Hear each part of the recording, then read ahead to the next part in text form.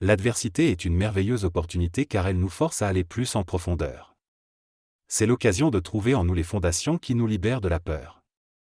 Parfois, des actions se produisent et nous faisons des choses que nous savons ne pas être les meilleures. Il y a une sorte de pouvoir qui agit à travers nous et qui nous pousse à faire des choses que nous savons ne pas être bonnes pour nous. Cela est souvent le cas avec les addictions, par exemple, où nous perdons conscience de nos actes. La puissance de la présence doit grandir en nous afin de nous rendre suffisamment forts pour savoir résister à ces impulsions. Ce n'est pas une question de volonté, car la volonté implique d'exercer une force pour réprimer ces pulsions. Ce n'est pas la meilleure façon de les gérer. La présence doit être suffisamment forte pour que, lorsque l'impulsion se manifeste, nous puissions l'observer et en prendre conscience. Cela prend du temps et cela nécessite des pratiques spirituelles régulières, comme entrer en contact avec notre corps et notre ressenti intérieur, et nous imprégner de cette présence. Nous devons être conscients de nos perceptions sensorielles et sentir la présence dans chaque cellule de notre corps. Ainsi, lorsque l'impulsion vient, nous serons prêts à l'observer sans y céder. Cela devient notre pratique spirituelle spéciale. Au lieu de vouloir la rejeter, nous l'utilisons comme une occasion de renforcer notre présence et de travailler sur nous-mêmes. Tétol explique comment transformer nos impulsions et comportements nuisibles en une pratique spirituelle. Il propose de commencer par retarder et observer ces impulsions au lieu de leur obéir immédiatement. Par exemple, lorsque l'envie de regarder la télévision se manifeste, on peut décider de retarder l'allumage de l'appareil pendant 3 minutes et observer cette impulsion avec conscience. En faisant cela, on commence à prendre du recul par rapport à nos impulsions et à ne pas leur céder aveuglément. En observant ces impulsions comme des formes d'énergie qui peuvent se manifester sous forme d'émotions ou de pensées justificatives, on peut appliquer la conscience et la présence à ces pensées. En les observant sans les croire sans réserve, on peut dissoudre leur pouvoir. L'introduction d'un intervalle de temps dans la pratique spirituelle est essentielle. Même si l'impulsion n'est pas complètement dissipée après ces quelques minutes d'observation, le fait d'avoir pris du recul et d'avoir observé avec conscience a déjà un effet transformateur. Graduellement, ces mécanismes d'auto-sabotage commencent à disparaître. Le temps d'observation entre chaque action peut augmenter progressivement, affaiblissant ainsi l'énergie derrière les impulsions et permettant une plus grande liberté de choix. Eckhart Tolle utilise la métaphore de la grenouille dans les contes de fées pour illustrer comment l'acceptation, l'amour et l'observation consciente peuvent transformer quelque chose d'initialement laid en quelque chose de beau.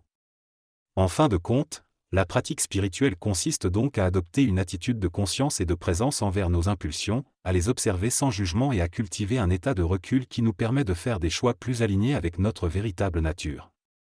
Dans cette discussion, l'orateur explique que la douleur émotionnelle est une énergie piégée, et lorsque cette énergie se dissout, elle se transforme en présence. Il fait référence à l'alchimie médiévale, qui symbolisait en réalité la transformation de la conscience humaine. L'orateur souligne également que la peur est une condition humaine normale, et que la fin de la peur est atteinte en comprenant que rien de réel ne peut être menacé. Il encourage les auditeurs à sortir de l'esprit, à être présents et à ne pas s'identifier complètement à leurs pensées. Il souligne enfin l'importance de ne pas attribuer de signification conceptuelle continue à la réalité, car cela crée des histoires déformées et éloignées de la simple réalité. Certaines personnes décrivent la pratique spirituelle comme effacer les conditionnements de l'esprit et arriver au même endroit que le Dalai Lama, ne pas savoir. Cela signifie se libérer de la pensée conceptuelle et trouver un espace de vide intérieur. Vivre de cette façon permet de se connecter à une intelligence profonde et non conditionnée. Parfois, cela demande de sauter dans l'inconnu et de voir ce qui se passe, ce qui peut sembler effrayant pour l'ego. Mais en réalité, il s'agit de lâcher prise sur les distorsions de la réalité créée par l'esprit conditionné. La pratique de la pleine conscience commence par prendre conscience de la voix dans notre tête qui commande sans cesse notre vie. Cette découverte peut être considérée comme un premier éveil spirituel, simple mais profond. La plupart des gens ont cette voix dans leur tête, mais ils ne se rendent pas compte que cela génère beaucoup de négativité et de souffrance inutile.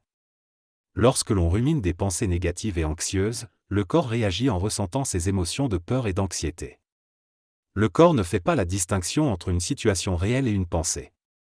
Par conséquent, si l'on nourrit constamment ces pensées négatives, cela peut avoir un effet néfaste sur notre santé physique et diminuer notre capacité à combattre les maladies. Même la médecine traditionnelle reconnaît désormais le lien entre l'état d'esprit et la santé.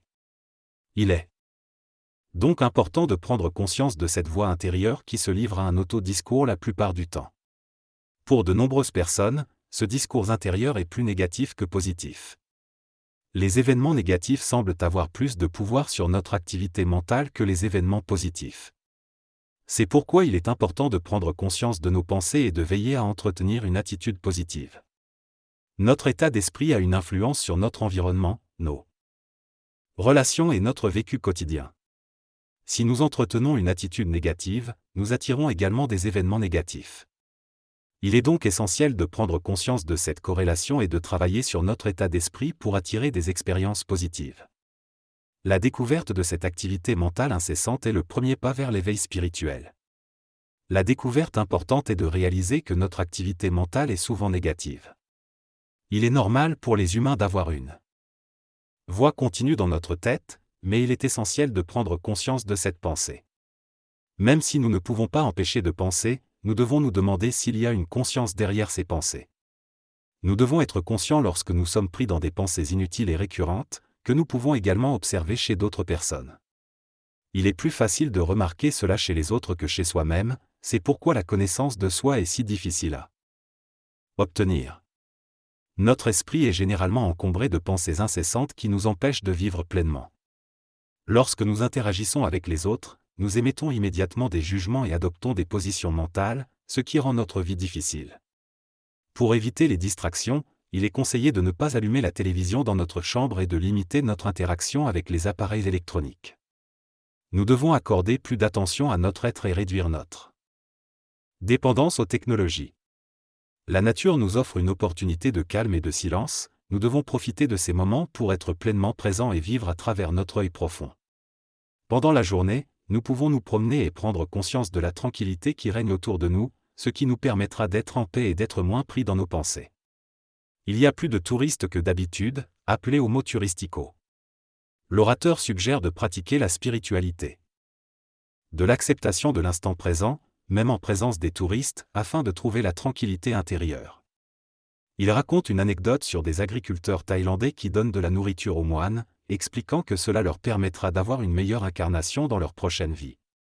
Finalement, ils souhaitent tous revenir en tant que touristes dans leur prochaine vie pour profiter des plaisirs de voyager. L'orateur évoque également la consommation d'alcool, recommandant de s'en abstenir autant que possible, mais admettant qu'une consommation modérée ne devrait pas nuire à la présence intérieure. Il dit avoir essayé quelquefois les substances intoxicantes, mais préfère rester dans son état de conscience normal. Il encourage plutôt à s'élever au-delà de la pensée et devenir libéré de l'emprise de l'esprit. Le praticien Eckhart Tolle donne un enseignement sur la pratique de l'acceptation. Il explique que cette pratique consiste à accepter facilement le moment présent, ce qui permet de dépasser l'ego et de cesser de se plaindre. Toutefois, il précise qu'il est toujours possible d'apporter des changements lorsque cela est nécessaire, mais sans exprimer de mécontentement excessif. Il aborde également le concept de nuit sombre de l'âme, une expérience profonde de sens du vide et de la recherche de sens dans la vie. Il décrit comment cette nuit sombre peut être déclenchée par des événements extérieurs qui remettent en question le sens que nous avions donné à notre existence. Cependant, il souligne que cette crise peut conduire à une renaissance spirituelle, où l'ego se dissout et une nouvelle conscience éveillée émerge. Certaines traditions spirituelles utilisent même des rituels pour recréer volontairement cette nuit sombre de l'âme dans le but de provoquer une transformation spirituelle. L'expérience de la nuit sombre de l'âme est souvent décrite comme une descente dans les ténèbres où les choses se désintègrent. Cette expérience, bien qu'elle puisse sembler négative, fait partie d'un processus plus vaste d'éveil spirituel. Certains choisissent de recréer artificiellement cette expérience, que ce soit à travers des pratiques spirituelles ou des quêtes intérieures, mais il n'est pas nécessaire de le faire de manière artificielle. L'acceptation et la surrender à l'expérience actuelle sont essentielles pour traverser cette période plus rapidement. Toutefois, il est important de noter que tout le monde ne vit pas la nuit sombre de l'âme et que le processus d'éveil peut commencer sans cela. Par conséquent, il n'est pas nécessaire de rechercher délibérément cette expérience et il est même déconseillé de se cloîtrer dans l'obscurité pendant de longues périodes. L'enseignement invite plutôt à abandonner les significations construites par l'esprit humain et à regarder le monde sans imposition d'un cadre mental préconçu. Une parabole de Jésus souligne également l'importance de bâtir sur un fondement solide afin de résister aux tempêtes de la vie. En bref, la nuit sombre de l'âme est une étape du cheminement spirituel, mais chacun peut choisir de l'expérimenter ou non, et il est préférable de faire confiance à la vie et de permettre à l'éveil de se dérouler naturellement.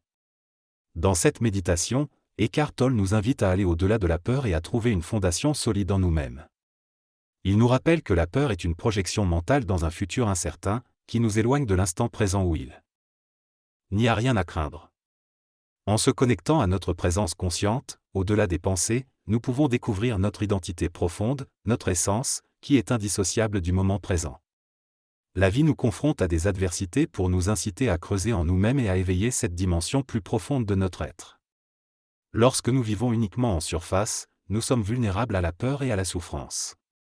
Les situations difficiles sont l'occasion de changer notre état de conscience et de découvrir notre véritable nature. Plutôt que de se focaliser sur les informations extérieures, il est essentiel de prêter attention à notre état de conscience et de cultiver une présence consciente dans chaque instant. En ces temps où de nombreuses personnes sont obligées de rester chez elles, il est important de voir cette période comme une opportunité pour se recentrer et élever notre niveau de conscience. Bien que cela puisse sembler négatif à première vue, être sorti de notre zone de confort est en réalité une occasion de grandir et de se réveiller à un niveau plus profond.